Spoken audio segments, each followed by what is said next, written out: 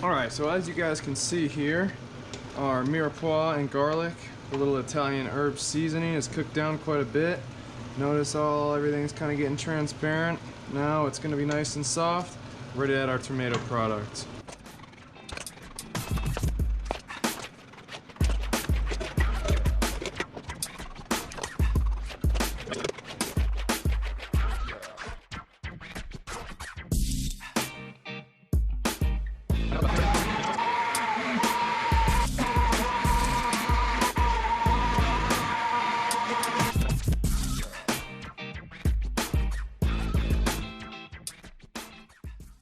Alright, so whenever you're chopping new basil, you always want to make sure you're cutting right here. You see how there's new leaves growing? If you cut below that, you're going to kill it all. So don't cut any lower. Right here, see that? Two new little leaves?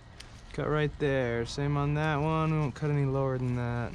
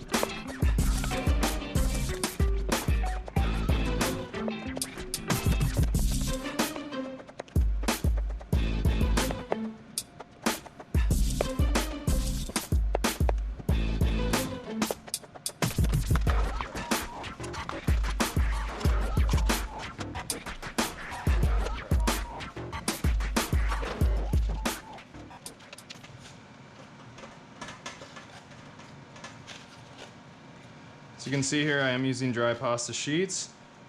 You don't need to pre-cook your pasta sheets when you do it this way. That's why you guys are gonna love this recipe, okay? So marinara down in the bottom. Make sure you got a good layer in there.